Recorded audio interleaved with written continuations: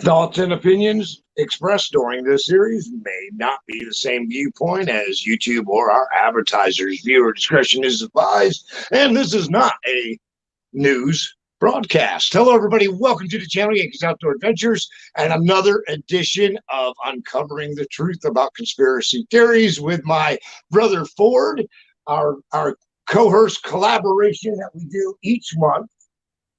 And this month, we're leaving the planet. That's right. Awesome.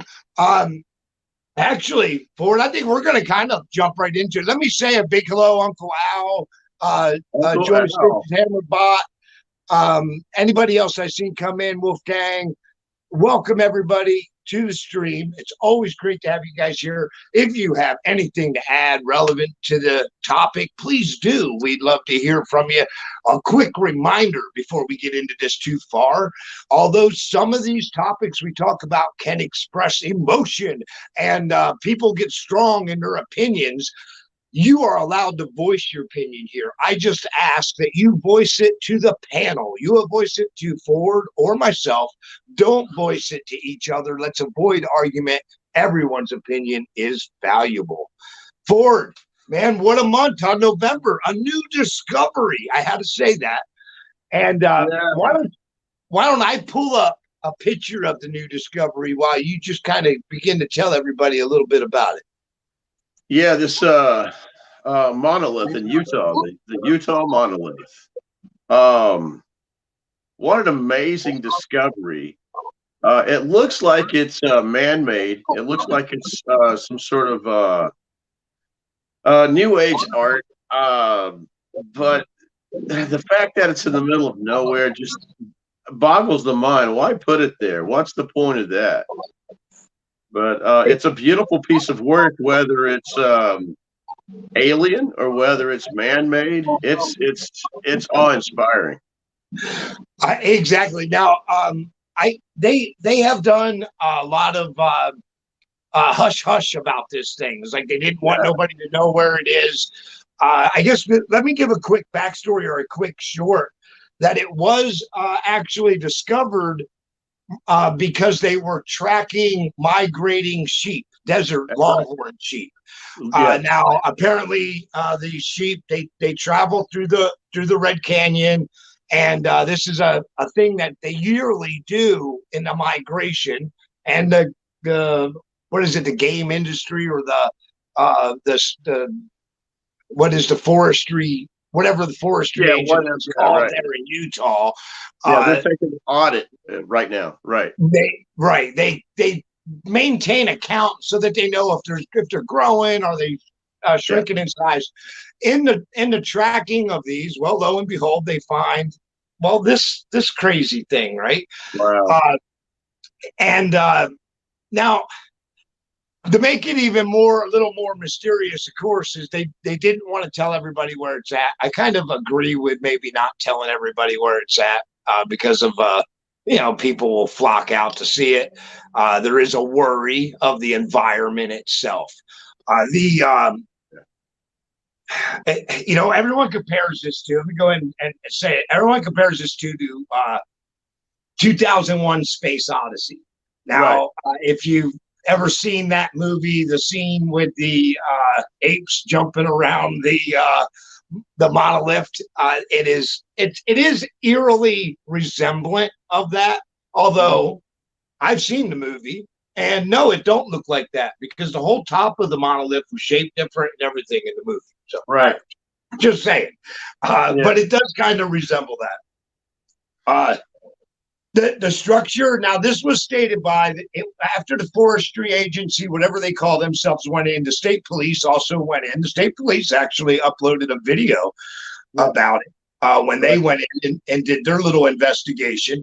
They did state that the structure seems to come from nowhere. The state police claimed that in their opinion that it's man-made. And one video, now I don't know, Ford, if you've seen the video from the state police or not, but that was a really crisp, clear video. I was impressed. I was like, wow, they shot this in 1080, and I was impressed. but they give a super close-up of the monolith, and it is shaped like a triangle, okay, into the ground. But the one side, not the other two, but the one side, what looked to be maybe spaced about a foot apart, were dots, which could have been rivets, right? Yeah, right. Yeah. Okay. So, and that's what the police noticed as well. The rivets alone is what made them conclude that if it's riveted, I guess it's not alien. So, aliens don't use rivets. Evidently not. Well, I don't know. They use super glue and rubber bands, not rivets. That's it. They MacGyver this shit. Exactly. But they do consider it a crime that it's there. First of all, so I think that's important to point out. They consider it a crime being there. They are, in their opinion, it's an open case looking for the perpetrator. And if they found the individual who is responsible for putting it here, they would arrest him because it's defacing the government property there. Right. It's BLM land. That's Bureau of Land Management. There you go. It's a felony to erect anything on federal land without permits and authorization. And so there's no paper trail on this thing. So therefore, it's looked upon as trespassing and a violation of federal lands. Exactly. In fact, I got a quote here that using, occupying, or developing the public lands without authorization is illegal, which is much of what you just said. Right. But then they added, no matter what planet you come from. I just thought that was a cute little add-on to the end of his statement. So guys, if it is ET, if it is an alien that dropped his space trash, well, alien, if you're listening, that's crime, and we're looking for you too. We're gonna put you in jail. You're wanted. You're wanted. You are a wanted man or alien. That's right. You're now officially an illegal alien. Yes. There you go. Oh my God. Yes, you are. In your ass. That's right. So let's spend a moment though on monoliths. Okay. Yeah. And why a monolith? Now, and I do want to point out also, guys, and I believe you can see that this thing is over 12 foot tall. Right. These are two men stacked up on it.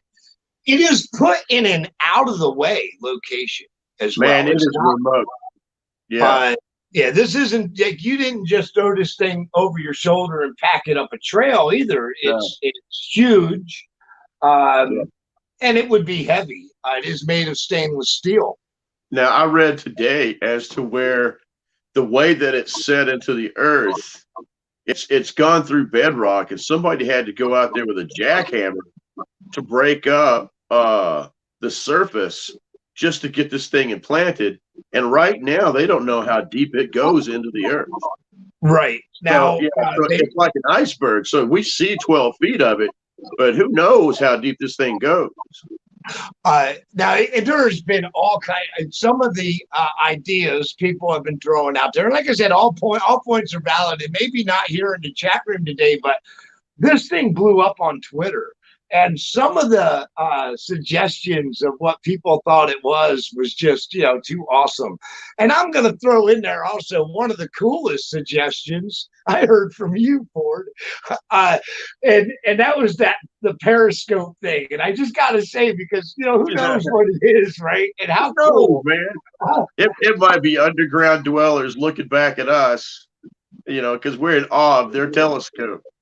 Or it could be an instrument to measure weather. It's set inside this like a ravine, almost a hollow.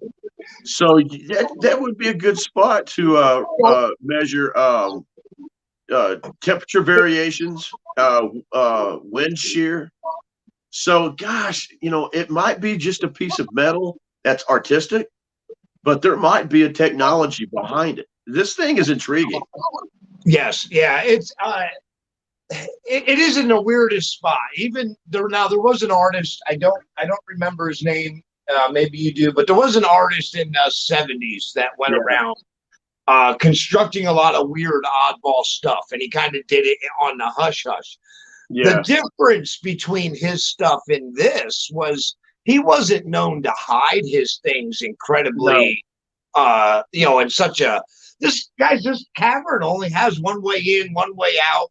And it's like one of those places that there's really no reason to go, and there's no hiking trails to take you there. The reason they found it was the migrating sheep, like I said. So it wasn't. Yeah, it wasn't the found at the scenic overlook type thing or something. No. This really was out of the way.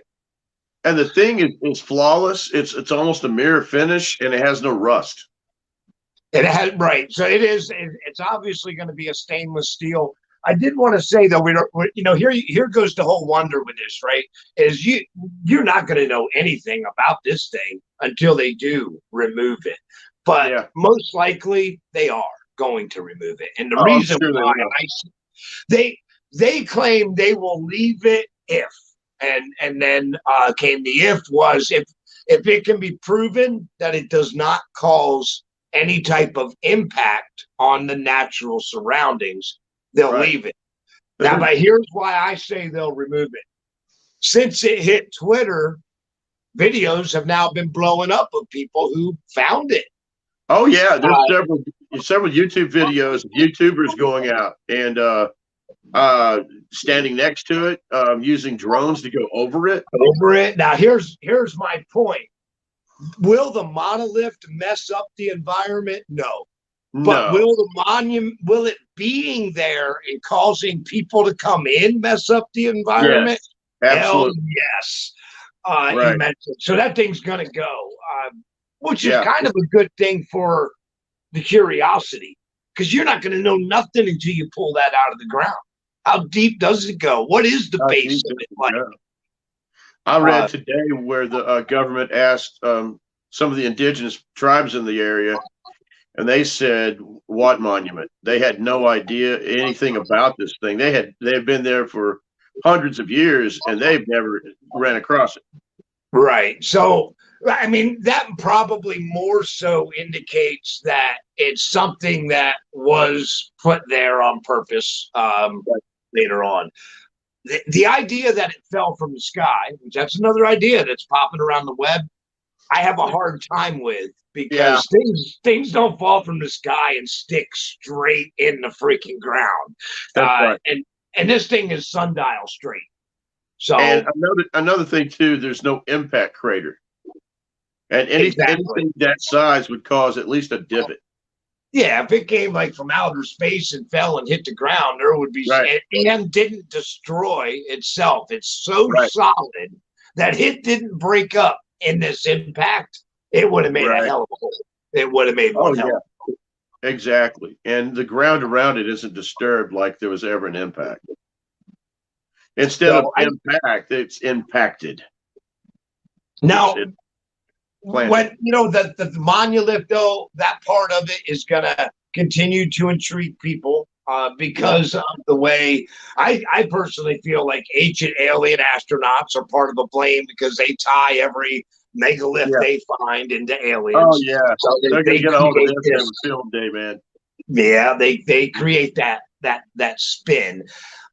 So that's set in the public's mind in a sense. So I think we're going to continue to see that.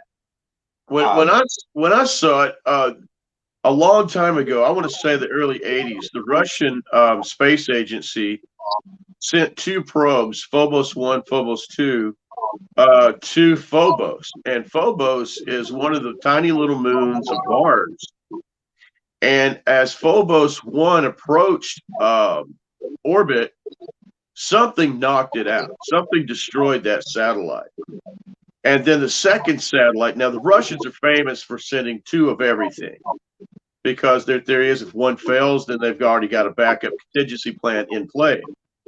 And so the second satellite, just before it was getting set to land on Phobos, this tiny little potato-like moon of Mars, something from the planet came up. It was a dart. It looked like a black dart came up off the planet and knocked the satellite out.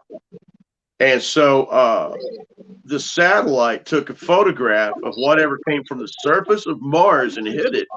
But it also got this crazy clear shot of a monolith setting on the surface of Phobos.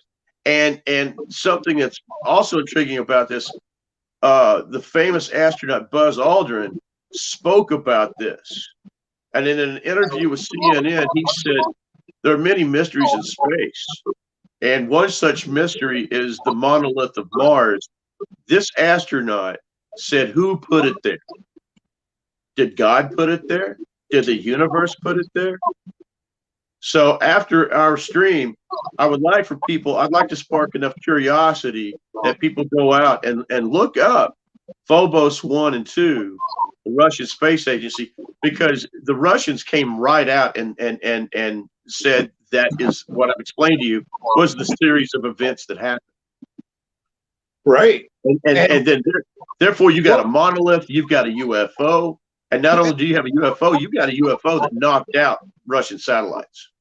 And you mentioned Russia coming out, but Russia's not the only one. Here now recently, we have a lot of other agencies coming out. We have had not too terribly long ago, the Navy came out with theirs, and they had no problem with telling the public that, hey, look, yeah, this thing was rotating, it was flying, it would take off at high speeds, it could slow down, and we have no idea who's operating it. We know nothing. And the pilots that took that footage, they're Top Gun pilots. Yes. And they've recently come out and gone public with intricate details of their accounts with that particular UFO and another one they call a Tic Tac UFO. Yes. Now the Tic Tac is, and again, it comes to that cylinder shape that a lot of people have claimed to see. Like I mentioned in my video I did on this topic, I dropped a teaser video about this topic, and it is kind of amazing how we find these all similar shapes.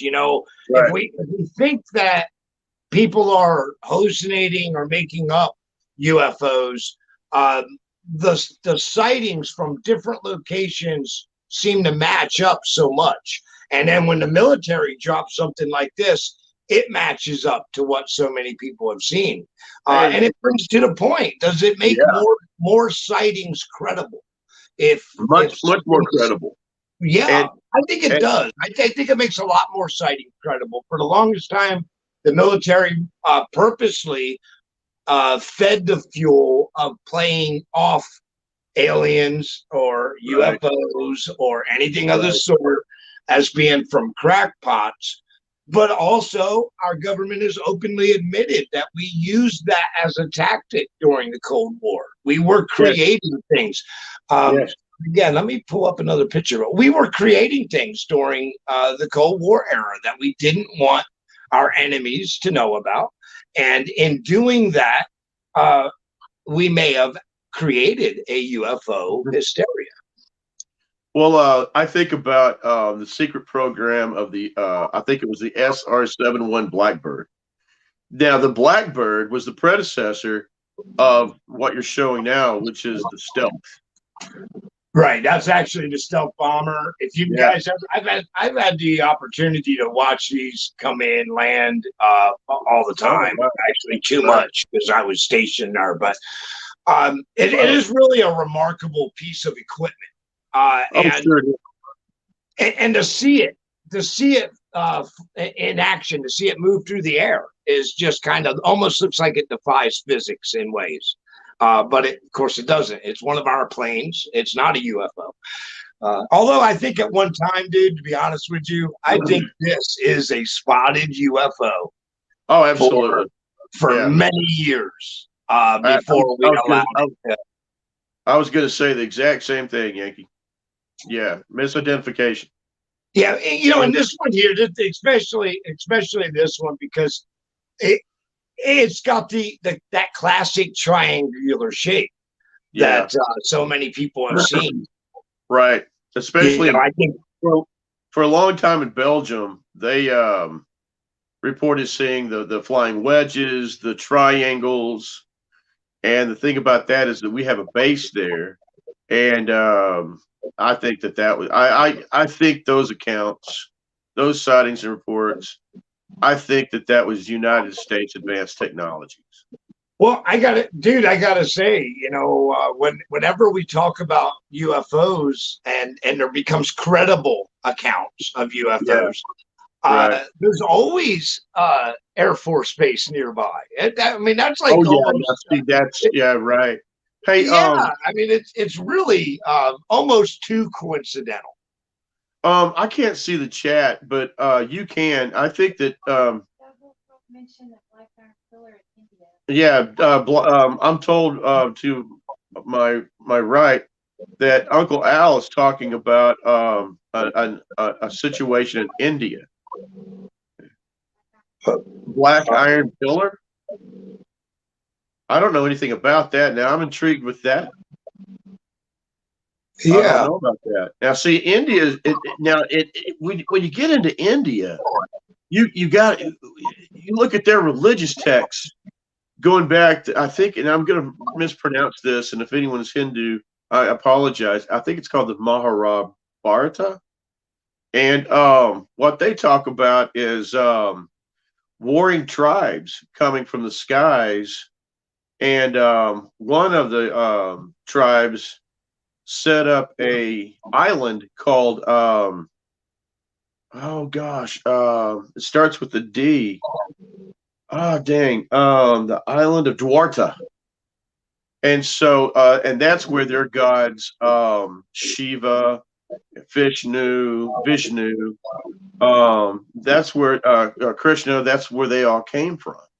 And they were good, I guess you could call them deities or astronauts that protected India and Turkey from a hostile force.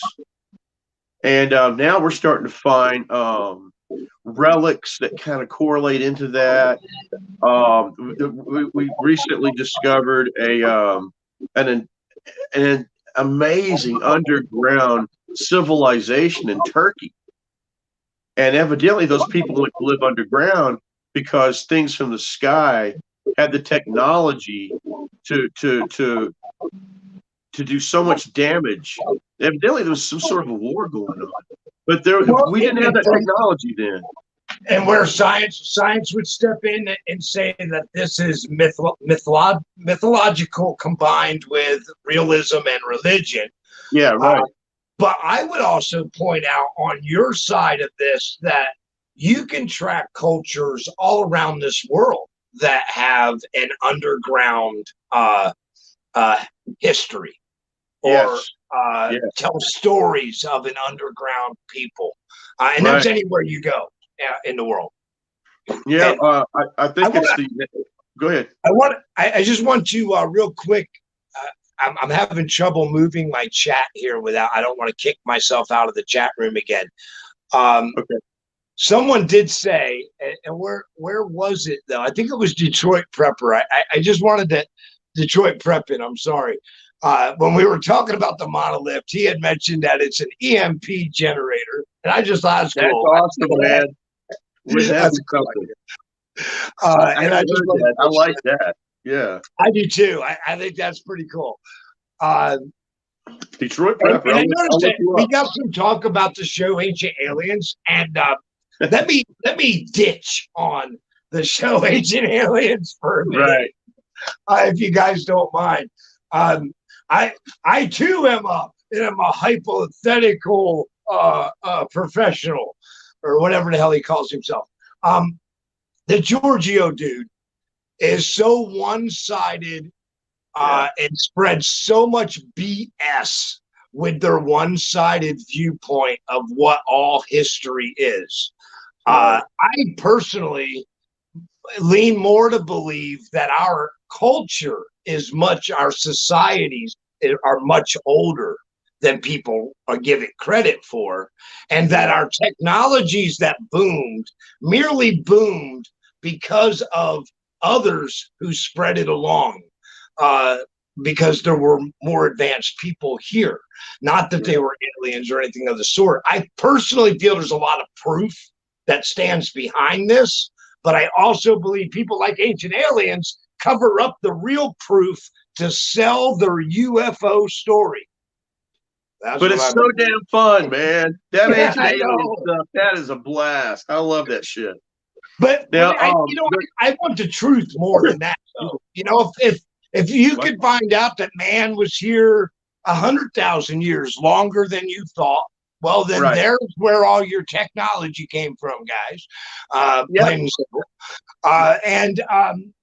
I would rather know that than to be a hypothetical theory of a UFO.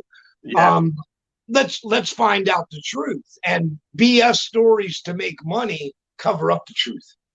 Now, so that's my gripe with them. Anyway, there's I think he's an archaeologist, definitely a world explorer, and author, and his name is Graham Hancock. And he's written about lost civilizations. He's written about lost technologies that mankind builds. We build ourselves up, and then nature takes us down, and we have to start from scratch all over again, time after time after time. And I think that Mr. Graham Hancock, I think that his theories are more viable than ancient alien theories. Yeah, I feel like mankind. We may not have recognized mankind back then. They might have looked a little bit different to us. He may have been a little bigger, maybe smaller. I don't know. He definitely would have spoke different than us, because that's one of the most fragile things we all have. You know, we take language for granted, but guys, language is fragile. In order to keep a language around for 10,000 years takes a lot, and it hasn't happened yet. Language is really fragile. Talking about ancient, quote unquote, primitive peoples, there was I guess a genealogy of people that were the Homo habilis. They reigned on Earth for 200,000 years. And I can't convince myself in 200,000 years you're not going to learn how to plant crops. You're not going to learn how to domesticate certain animals. 200,000 years is a damn long time. Well, and to be the top dog on the planet for that long, there had to be more to these I'm going to say people to these people than what we know. Right. So, I mean, but circles back to question. Thanks to shows like Ancient Alien, we have a question. And that is, where did the people come from? Did they come from here? Did they come from outer space? Hell, let's be honest. We can't still give you a definite on where your gene line comes from. We don't really know. We could tell you that we think life evolved this way, but we can't tell you where you came from. So as far as can we ever tell if an alien was the intermediator on all this, I don't think there's any way to ever know that. Man, talking about that genealogy and stuff, during the research and getting myself familiar with this topic, I read about a United States astronaut who has a twin brother who is also an astronaut. And this gentleman went into space for, I believe, 1 year, almost 1 year. And when he got back, they're no longer identical twins. His time in space changed his genome. I can see that. Yeah, man, that blows my mind. I know you age differently. Astronauts age differently. Yeah, of course, their bodies in general go through a lot of crap because, let's be honest, your body's meant to be born in gravity. It's what you were made to be in. So, getting back to the UFOs, I strayed us off topic, and I apologize for that. That's all right. No, that's all right. It is kind of borderline topic still, anyway. But yeah, we're in the ballpark. yeah. So what sparked the UFO thing was that back, I believe, in the 40s in McMinnville, Oregon, there's a grainy picture of a UFO. It looks kind of like a flattened top hat. And I think that was one of the first, if not the first, picture taken in the United States. And that sort of sparked the curiosity. And I reflect back upon that picture because we did not have any technology that could do the simulate what was going on in that photograph. Right. And well, we don't have any known technology, you know. Yeah, well, get you know, you're talking about the stealth, and I was talking about the SR-71 Blackbird. Now, what we have, like our cell phones and you know, our outdoor gear and our GPS and stealth fighters, I've always been told that what we have now that we know about, we being the general public, the military's 10 years ahead of that technology. You know what? I want to point something out, and I want to say that maybe they're even more than that, because now I'm gonna describe to you a real thing. Okay. Yes. First of all, during World War II, our government had done a lot of wild attempts at different weapons. Okay. Yeah. And what I mean is wild attempts. At one time, we tried napalm bats. That's right. We put napalm on bats and set the bats free so that they would burn shit up when they landed. All right. That's right. Yeah. One of the other things we worked on, and this is the story may not seem like it's so important, but when I get to the end and I point out why I feel it's important, you'll see why I went here. This was a missile that was guided, a guided missile by a pigeon. It was guided by a pigeon. That's right. Now I know I'm saying, well, that sounds weird. How the hell they do that? Well, they trained a pigeon.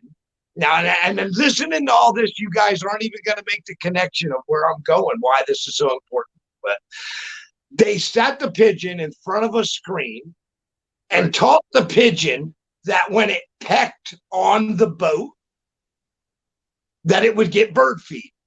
Okay. So the screen would be actually a camera view of the missile, and the pigeon would peck on the boat and guide the missile right into the boat. Wow. Now, why did Yankee think that's so important? Because in World War II, do you realize I'm talking about a touch screen? Yeah. Think about this a minute. Yeah, that's what that is. That's amazing. When did you guys get touch screen? World War II? No.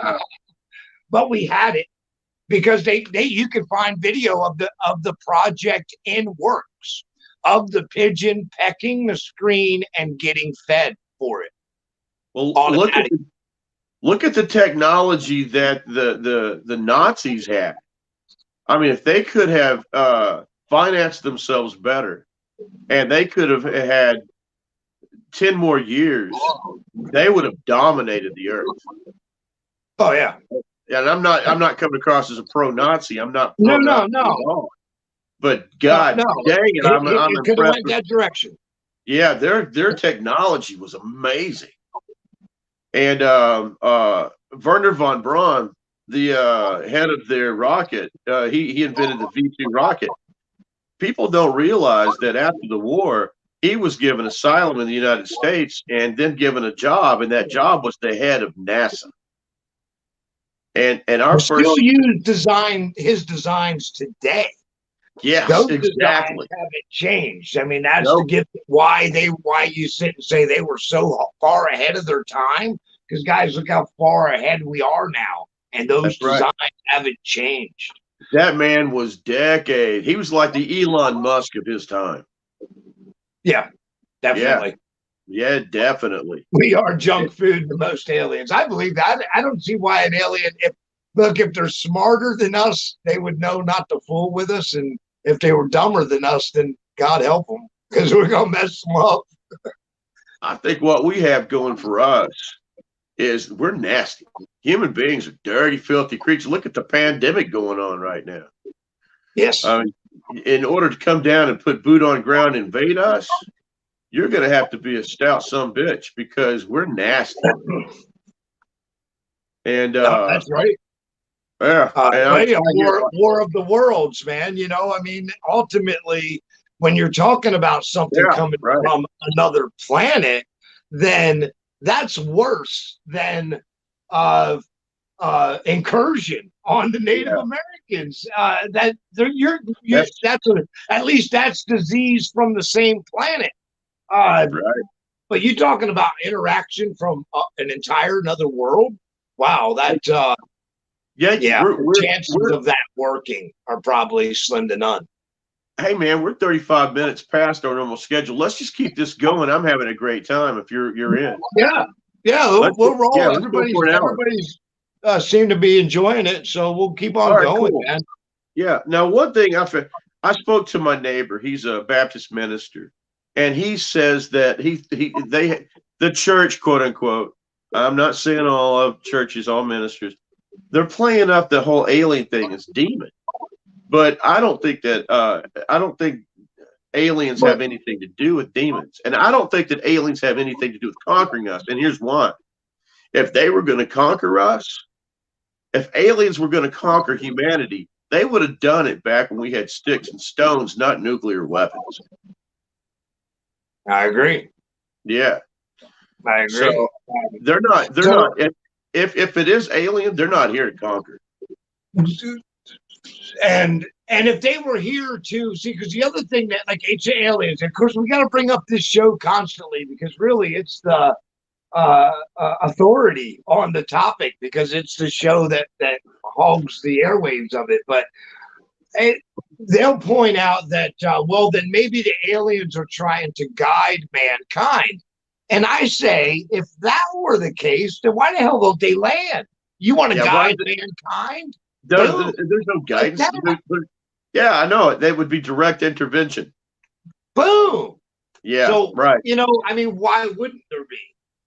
Well, if it is aliens and they come from other dimension, other time, other space, they're obviously curious about us.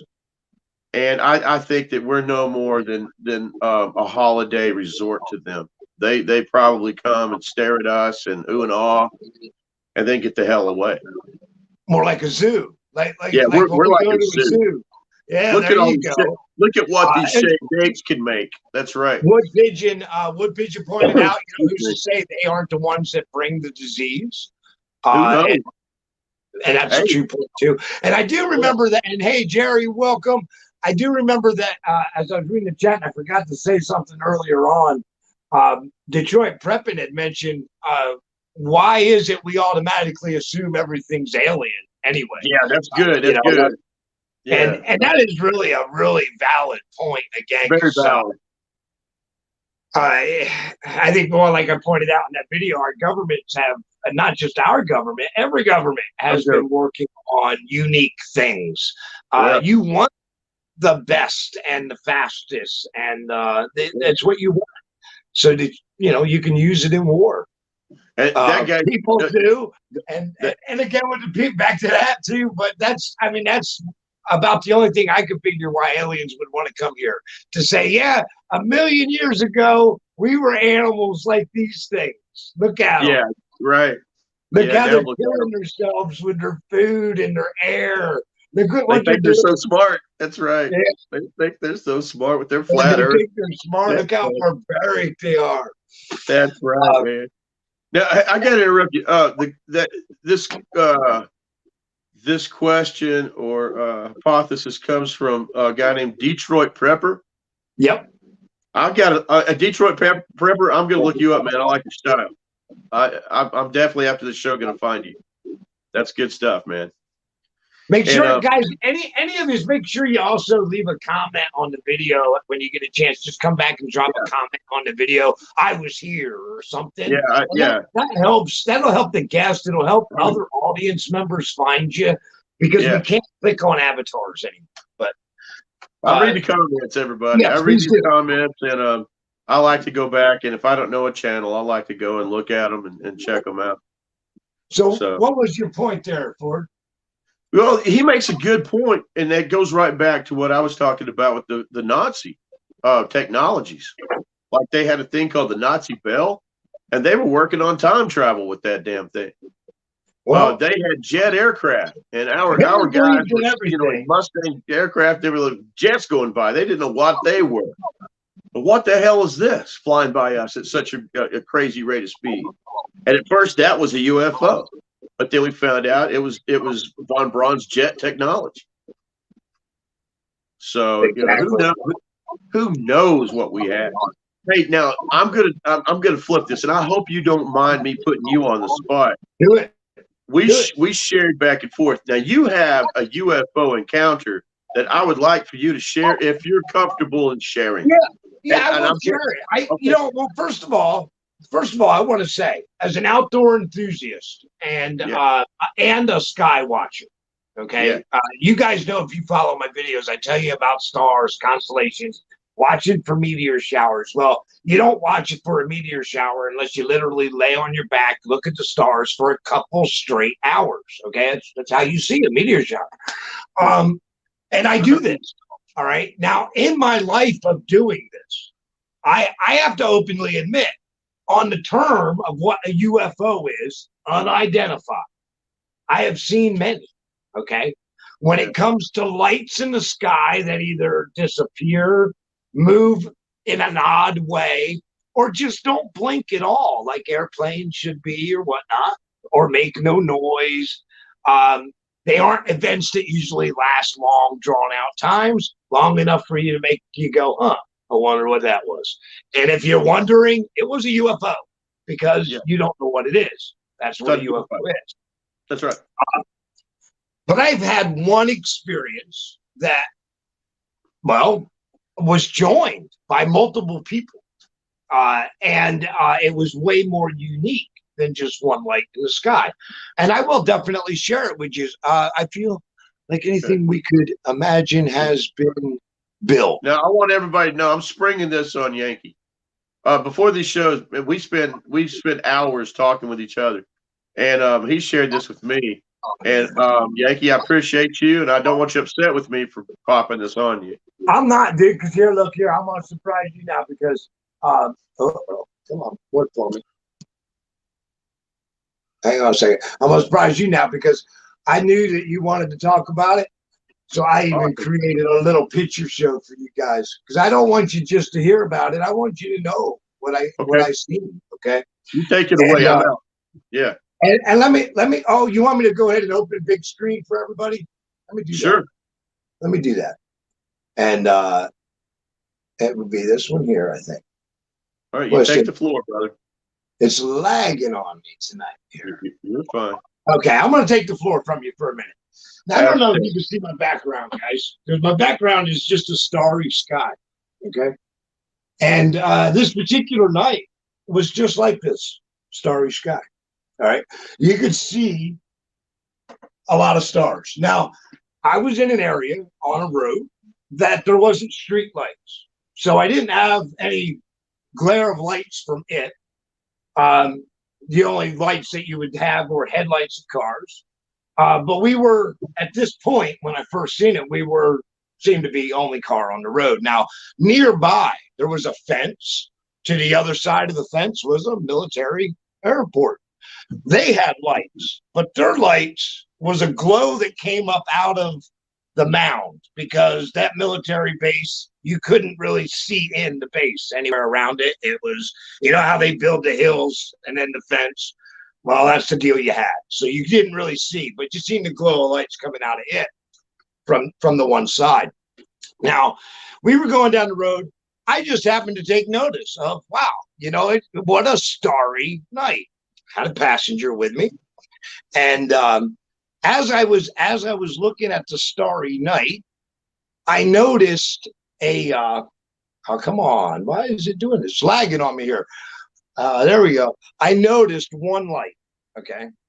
Now I noticed one light, and this one light just come moving from the side, and it just come in creeping ever so slow. And I just thought to myself that Well, wow, I wonder what that is. Now, at this point, I'm driving. I'm not looking straight up. I'm looking out ahead of me. And there's one light that's coming slow. Now, as I'm driving, I'm like as if getting closer to that light. And a second light appeared. Now, the second light was moving in a pattern with the first light very slowly. I started to slow down now. This was still ahead of me. But as I come to a stop, I was more underneath this. At this point, with just two lights in the sky, I do want to point out also, I noticed what you see right here, right now, if you can notice it. A starry sky until the lights show up. And then a black mass. There was no stars no more between the lights and back. I pulled the car to a stop and, looking up now because this thing was now above us, still moving slow, and now was above us, moving slow, and was in visual point to where I could see that it wasn't just two lights, it was four lights. I could still not see any stars inside the mass, but I could see stars outside of it as it slowly went by. This wasn't super high. It was incredibly large.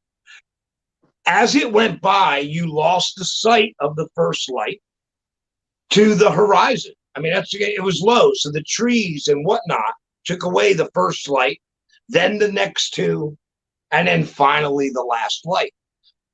And it was out of sight. That was the first time I looked down. I was in so much in awe with what I just seen. And when I looked down, there were 7, 8 cars parked alongside the road and people standing outside looking up. So wow. I kind of bounced around and talked to a few people real quick. And I was curious of what exactly you thought you saw. Out of the groups that I talked with, a couple people seen what I saw exactly. Right. It seemed as if one solid mass was lit up in each corner. However, few other people seen 4 items. But they also felt it moved way too slow to be an airplane. Everybody's listening for the helicopter, but you didn't hear a thing. You didn't hear a thing. But Ford, that's the UFO story that I have. That was the what I would say the most impacting that I have ever seen. Again, I was right next to a military airbase. In fact, this thing had to fly over the military base to get to where I was. All right. The moving that slow, it came from over the military base. Wow. I never heard anything about it in news or newspapers or anything of the sort. At the time, in the area I was at, you guys know I was in the military.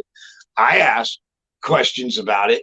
Flyboys don't talk about things that are unidentified. So the questions that I had to ask didn't go far, and I still don't know to this day what it was I seen. Thank you. Yeah, thank you. All right. Oh, no, that's no problem, man. That's just no problem. I don't mind sharing it. I mean, again, does it mean it was any of these guys? No, it doesn't mean that. I mean, personally, I'm a firm believer in the fact that our government has a hell of a lot more stuff than you'll ever realize. And I mean, it wouldn't surprise me if stormtroopers with laser guns come out of the back of a military truck, because I'd be like, yeah, I knew we had that. And that'd be about it.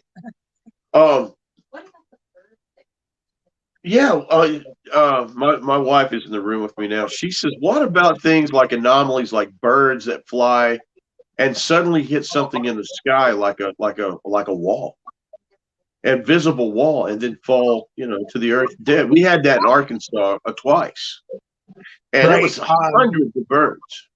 hundreds of birds. Now there's a few different. I know because that's actually one of the things that interested me when that happened. And I do know what science says, and it doesn't really play right. It doesn't. That this many birds would have been scared at night, right? Because it wasn't like an isolated thing. This was like a large amount of birds. So I think that was a technology. But now here you go, man. I know for a fact, and this is fact. Anybody here can research it, Google it. Our government has been working on invisibility. Now, I don't mean like the invisible man. All right. What I mean is, guys, believe it or not, we can take digitally, put sights on the bottoms of things, and literally digitally make it look like the whatever's above it. Okay. Right. This is in practice already. This is a technique to keep air to ground missiles from eye contact on the target. Right. Okay. Essentially, it's just tricking your eye of where the item is. It doesn't fool radar, but we have other things that fool radar. Cloaking technologies work. Yeah, exactly. So essentially, it is cloaking technology. Now, I don't think is it like Romulan cloaking where I turn on my cloaking device? No, I don't know if it's that sophisticated. It may be just the fact that it refracts light. That no matter how it is you look at it, you see what you think is through it, but it's not through it. You're looking at a refraction of light, which might be the sides of it, but it makes you appear as if you're looking through it. Hey man, we're running real tight on time, and we got 10 minutes left. And I want to touch upon Walker's Ranch was mentioned. That's just an awesome place. But go ahead, brother. I want to touch upon a couple of topics real quick that we didn't have a chance to expand upon, mostly because I was rambling, and I apologize. But one is the retired head of the Ministry of Defense for Canada. His name's I think his name's Robert Hellyer, but I know his name is Hellyer. He has completely come out, and he's talking about UFOs. He's talking about aliens, and now he was the former head of defense, and he says that we humanity, certain governments, know of 12 different alien species. Now that is intriguing. Now, is this man telling the truth, or is this man looking to write books and get on TV? Right, which always becomes the problem, don't it? I know that always becomes the problem.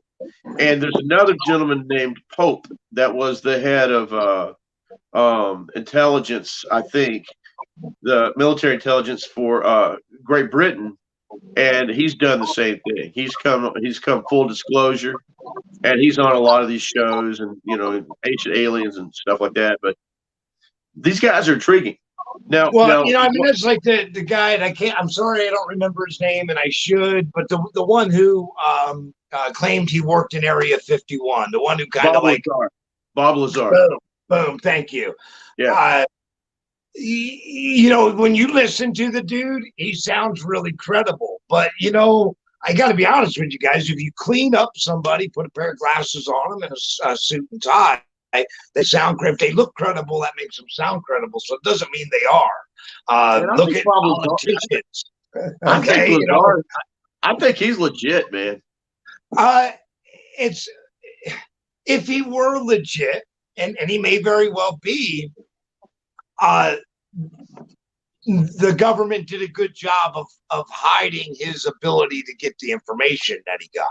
Yeah, because there's no tracing him to where he claims to have been, and that's the problem. I saw him interviewed by Joe Rogan, and I think the guy's legit. I really do.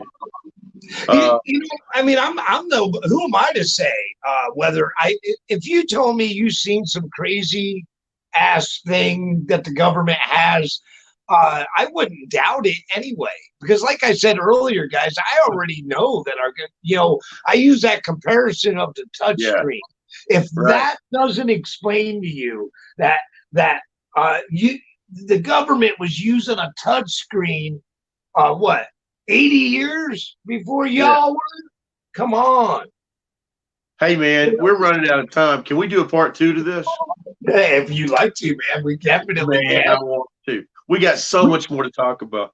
And that'd be a great way to wrap up the season's year. December would be the end of the year, guys. We're coming to the end of the year, and let's do part 2 of this.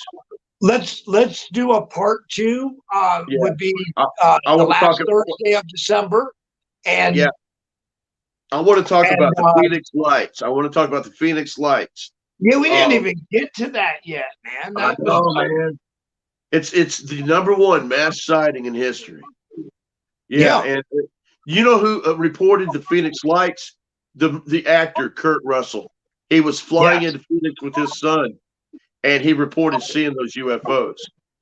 Kurt Russell, look that up. One of many people that reported seeing them. So famous people.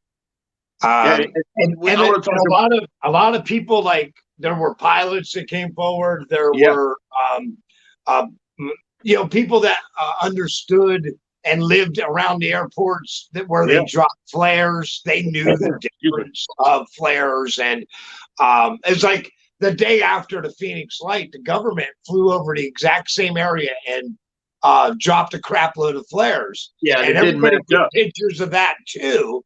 Yeah. But you could hear them talking in their videos. No, those are flares. Those are flares. Yeah, that flare. Man, the flare concept is bullshit.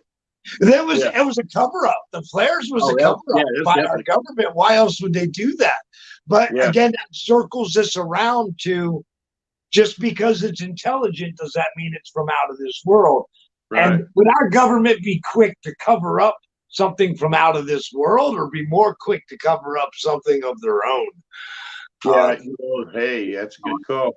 Man, we got Betty and Barney Hill. We got Travis Walton. I want to talk about some abductions. I want to talk about the Phoenix Lights. We got so much more to talk about on this topic. We didn't even crack the can, really, guys. So that's what we're going to do. We're going to go ahead and we're going to wrap this out here in 2 minutes at the 10 o'clock hour. Really appreciate the turnout tonight. A lot of awesome people come out. We're going to do this one more time.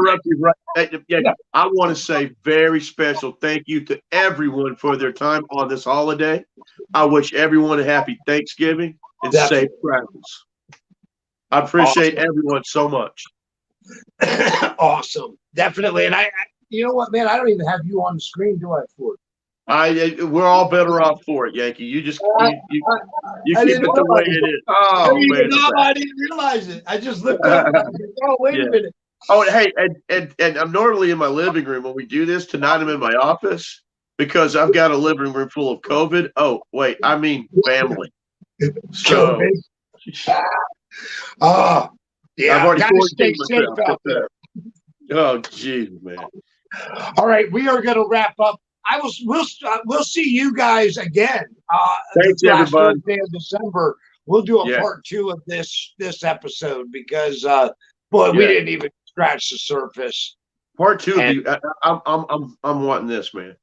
We're gonna bring part 2. Give me a chance to load up a new arsenal of backgrounds to share. I even got some photos of the Phoenix Lights. So Super cool, man. Do that. Super cool. And thank you, everyone.